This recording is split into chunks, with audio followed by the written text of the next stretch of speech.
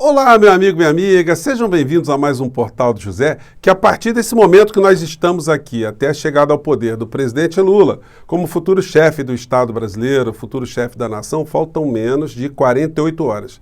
Isso porque a partir do primeiro minuto, do primeiro dia do mês de janeiro de 2023, o presidente Lula já poderá despachar. Não será necessário que ele aguarde ali uma série de protocolos, transmissão de faixa, discursos, assinaturas. Não. Isso porque a Constituição Federal determina que o mandato do atual presidente da República encerra no dia 31 de dezembro. Então, não tem vacância no cargo. Terminou, o Lula já pode despachar. Por onde andará Bolsonaro nesse dia que ninguém sabe. E também os seus seguidores estão desesperados atrás dessa resposta. Por onde andará o presidente da República naquele dia, ou no próximo dia, e por onde ele andará agora, porque as pessoas estão sofrendo, estão entrando pelo cano e não foi por falta de aviso. Muitas pessoas estão hoje assustadíssimas com as coisas que começam a acontecer em relação a elas e muitos vão começar a desaparecer, a apagar uma série de rastros na internet, mas muitos estão deixando situações muito graves aí e elas serão responsabilizadas. Hoje eu vi uma entrevista do futuro ministro da Justiça, Flávio Dino, e essas pessoas podem aguardar uma tempestade de situações que vão cair sobre as suas cabeças como elas nunca imaginaram. E merecem, né? Porque conspiraram muito contra a democracia do nosso país, que foi construída ou reconstruída com muito sangue, suor e lágrima. Hoje também nós tivemos o presidente Lula já indicando uma série de pessoas que vão compor o seu governo.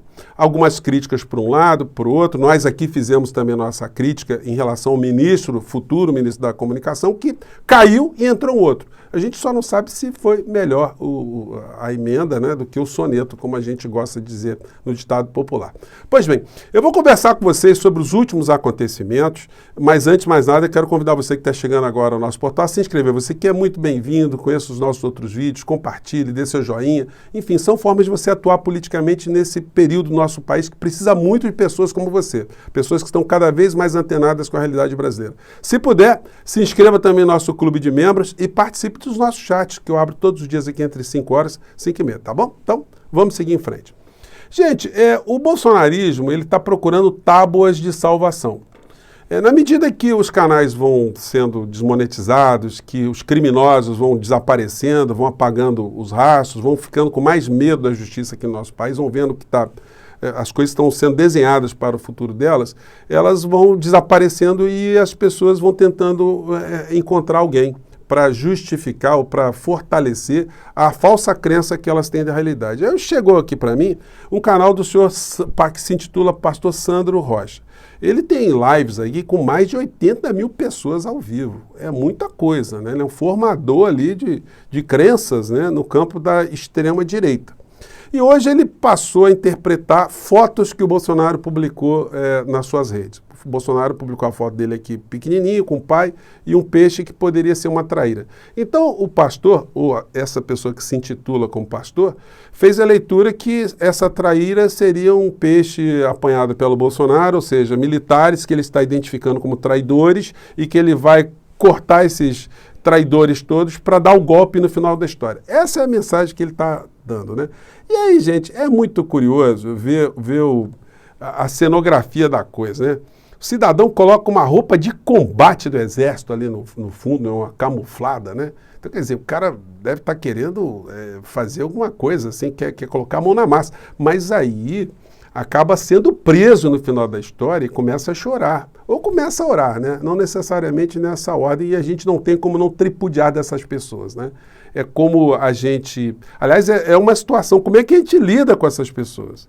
Porque quando a gente é mais novo, todo mundo passa por alguma experiência desse tipo, né? De receber conselhos ou de dar conselhos, né? Olha, não faça isso que você vai quebrar a cara, não faça isso que você vai quebrar a cara, e de repente a pessoa teimosa faz e quebra a cara. Quando é a mãe da gente que deu conselho, ela às vezes dá uma tripudiada, né? Não falei? Bem feito. Ou às vezes, quando a pessoa é adulta, né, você dá um abraço, você dá colo, porque a pessoa ali, enfim, apesar de saber que ia quebrar a cara, agora está sofrendo. Mas esses adultos delinquentes que estão por todos os lados, é difícil a gente ter algum tipo de compaixão, né? E algumas estão penando e não foi por falta de aviso e outras tantas penarão mais ainda. Mais cedo eu mostrei para vocês uma senhora extremamente triste, né, chateada, enfim, desesperada, porque o marido dela foi preso. O marido dela, também que se intitula pastor, tentou simplesmente invadir e depredar a sede nacional da Polícia Federal no Distrito Federal. É pouca coisa? Então ela está assustada agora que o marido foi preso, né? Como é que pode uma coisa dessa? E onde andará Bolsonaro? E aí, gente, como é que a gente interpreta esse tipo de comportamento? Vamos acompanhar aqui a situação aqui da senhora? Deixa eu colocar um pouquinho mais aberto aqui. Vamos lá.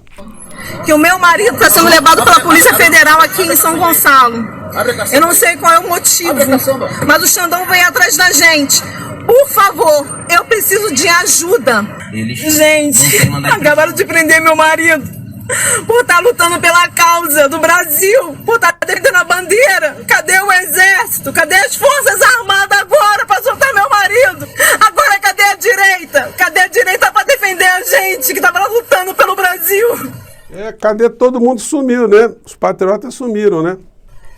Acabaram de prender meu marido. O Xandão mandou um mandado de prisão. Tava nos seguindo. Era bom escutar aqueles vídeos do Roberto Jefferson, né? Falando Xandão, Xandão. Cadê o povo brasileiro? A gente é conservador, a gente é patriota, a gente é família. A gente tá lutando pelo Brasil. E esse mandado de prisão por quê? Antidemocrático? Que mandado de prisão é esse? Qual é a causa? Fala pra mim qual é a causa desse mandado de prisão. Estão levando meu marido preso, a Polícia Federal agora. Eu tô lá seguindo aqui no carro com meu advogado Renato. Fala pra mim, que adianta lutar? Cadê você, Bolsonaro? Se posiciona, Bolsonaro. O seu povo tá perecendo. O seu povo tá sendo perseguido. O seu povo tá sendo preso por lutar pela causa do Brasil, Bolsonaro. Cadê você, Bolsonaro? Cadê até para fazer um filme, né? Cadê você, Bolsonaro? Gente, não tem como a gente ter dó dessas figuras. Me desculpe, se você é religioso, você ainda tem essa capacidade de compaixão, meus parabéns. Eu, sinceramente, eu acho que essas pessoas têm que ser responsabilizadas por aquilo que elas estão fazendo. E mais, né? O Bolsonaro, diante dessa situação, ele publicou no tweet dele o quê? Uma informação: menos impostos, maior capacidade de arrecadação e retorno para o povo. Aí colocou. Então, essa senhora aí, se estiver atrás do Bolsonaro, ela não vai encontrar muito apoio, não. Mas tem outra coisa, né? Ela pode procurar apoio com os familiares do Bolsonaro. O Flávio Bolsonaro tem gabinete aqui no Rio de Janeiro, ele tem uma graninha sobrando sempre. O Dudu Bananinha também é carioca, também é uma pessoa que é da causa. Pode procurar o Hélio Lopes, o Hélio Negão, também aqui do Rio de Janeiro. A Flor de Lis não dá mais para procurar porque ela agora está passando uma dificuldade muito grande com a justiça, né? Mas existe o Carluxo também, que pode ser procurado. Também o outro Monteiro lá, também não dá para procurar também, que está preso. O Daniel Silveira também está com a tornozeleira eletrônica, também não vai poder ser muito útil, está com as contas bloqueadas. O Roberto Jefferson também já está engaiolado. Então, é difícil a senhora conseguir algum tipo de apoio, mas a senhora pode tentar o pastor Silas Malafaia, que anda meio sumido. E ele andou meio sumido, eu fui dar uma pesquisada aqui, ele ontem foi internado, né? Pastor Silas Malafaia internado às pressas no Rio de Janeiro para tratar de um problema gastrointestinal. Ele certamente deve estar melhor, né? Porque hoje ele já fez uma publicação nas redes. Mas foi uma publicação dizendo que vai pedir para o Bolsonaro aplicar o artigo 142, que precisa dar um basta no Alexandre de Moraes, o ditador da toga, enfim, que o exército precisa agir. Ele fez ali alguns protocolos interpretativos da Constituição Federal, ele gritou, pediu para que Deus livre o Brasil dessas pessoas ruins. Vai ver que Deus está até fazendo cumprindo alguns desses desejos, né? Não, ele não publicou nada disso. Ele publicou hoje, há 7 horas atrás: minha gente, eu e minha esposa faremos uma caravana para Israel em 2023, passando pela Jordânia e por Dubai. Uma viagem sensacional. Se esse é seu sonho e você deseja participar, venha conosco. Aí tem o bannerzinho aqui, ó, conheça Israel, Dubai e Jordânia. Então a senhora pode tentar ali, uma senhora que está desesperada com seu marido preso, que é pastor, procura um outro pastor, ou de repente a senhora vai lá para Israel, Jordânia, só vai conversando com o Malafaia e quem sabe ali se consiga fazer alguma coisa, né? Sobre o Bolsonaro, o despacho oficial que temos no dia 27 de dezembro dá conta que partiu uma aeronave da FAB aqui do Brasil para Orlando, levando uma sargento do Exército para funcionar como uma missão precursora para a proteção da família Bolsonaro. Então, não tem como ele não ir, porque é a única coisa que sobrou para ele, sair pelas portas dos fundos. E, como eu disse a vocês, o novo governo assumirá comando a 0h01 de domingo e protestos na área da posse de Lula serão proibidos, diz Flávio Dino. Gente, muitas pessoas têm perguntado aqui se não vai ter tumulto. A Constituição Federal determina que todas as manifestações, né, podem ser aceitas desde que pacíficas, sem armas e, no caso específico, né, sem promover crime, sem querer fazer apologia de crime. Temos uma posse já agendada para acontecer lá no Distrito Federal, portanto, todas as caravanas que queiram invadir essa posse para tumultuar, elas não terão acesso. Certamente, todos os ônibus, se é que existirão ônibus, né, de bolsonaristas querendo tumultuar a transmissão do cargo, a posse de Lula, essas pessoas todas serão barradas. E se elas insistirem, elas poderão ser incriminadas também por várias situações ali. Então, eu não vejo como essa situação possa perturbar a posse do presidente Lula, né? E hoje, para finalizar o nosso encontro aqui, alguns nomes foram confirmados como os futuros ministros. O Lula fez ali um arco de alianças muito grande que a gente vai ter oportunidade aqui de discutir de uma forma mais pormenorizada, né? Hoje eu quero só salientar alguns nomes aqui que funcionaram como grandes incômodos, né? Primeiro, o ministro das Comunicações. O pessoal da área, da área progressista, todo mundo super incomodado, porque o nome melhor seria um nome progressista, mas, enfim, o Lula acabou indicando esse senhor aqui, deputado Juscelino Filho, da União Brasil. A grande novidade positiva é que a Secretaria de Comunicação foi desmembrada e virou um ministério, portanto, que está agora a cargo do deputado petista Paulo Pimenta. Portanto, ele não vai estar subordinado ao ministro das Comunicações. Mas o ministro das Comunicações, ele vai estar comandando os Correios aqui no nosso país. E aí nós estamos falando de um orçamento gigantesco de uma empresa estratégica. Então, o governo Lula vai ter que ter muita atenção com a questão da corrupção, porque esse pessoal que vem de outras formações, vamos dizer assim, né, do centrão, a gente não pode achar que essa gente, eles fazem algum tipo de pacto com forças do bem. Então, eles têm que ser muito bem observados, enfim. Outra situação também muito interessante, para mim em particular, foi a nomeação de Ana Moser, né, que é inscrita aqui no nosso portal. Mando para ela um grande abraço, um grande beijo para Ana Moser, desejando muita sorte para ela. Enfim, e conheci pessoalmente, enfim, então não podia deixar de fazer essa menção. A Marina, todo mundo já estava sabendo, a Simone Tebet, enfim, montou um grande time aqui. A Guajajara, que vai para o Ministério dos Povos Indígenas, né, que vai ser muito interessante também. Ela certamente será muito bem assessorada pelo pessoal lá do gabinete dela, a pessoa que, enfim, está extremamente antenada, politizada. Certamente a gente terá boas surpresas. O Lupe ali, que foi para o Ministério da Previdência Social, vai ter um grande desafio, que é mexer nessa reforma da Previdência que acabou com o futuro dos aposentados ou da aposentadoria dos trabalhadores aqui no nosso país.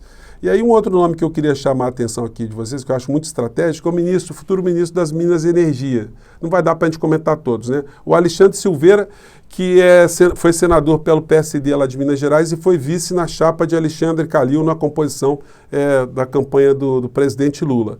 É uma área extremamente estratégica e colocar uma pessoa ali com uma visão liberal, visão neoliberal, enfim, pode causar alguns curtos-circuitos ali.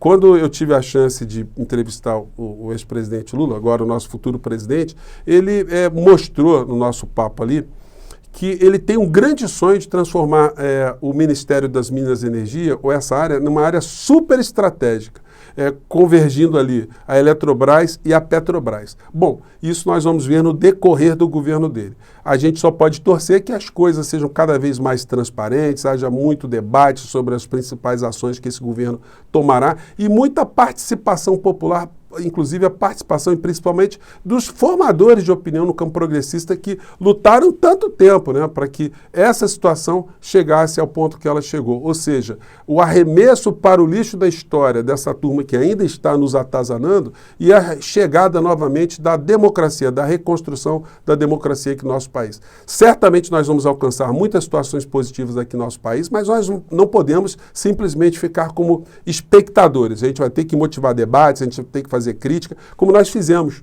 hoje mais cedo. Todo mundo nas redes progressistas fizeram críticas ao nome que Lula tinha escolhido e ele acabou declinando com a pressão e o Lula nomeou o senhor Juscelino para o Ministério das Comunicações. Bom, vamos acompanhar e vamos ver como é que a gente vai lidar com essas pessoas aí que estão órfãs, estão desesperadas querendo encontrar o Bolsonaro. Procura-se o Oli, procura-se Bolsonaro. Gente, eu fico por aqui. Um grande abraço, até o nosso próximo encontro. Tchau!